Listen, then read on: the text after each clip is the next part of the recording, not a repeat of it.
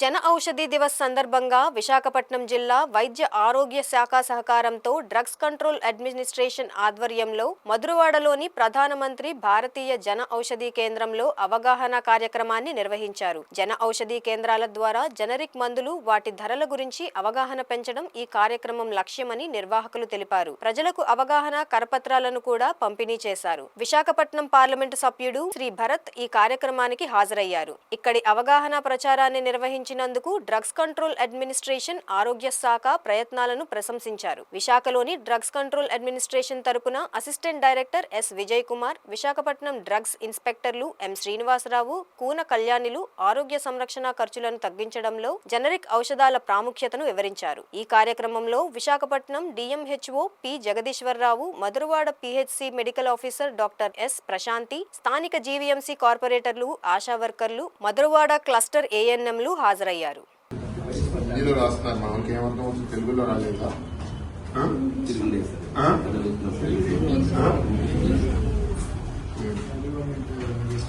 అతి కష్టంతో జరుగుతుంది. Potassium and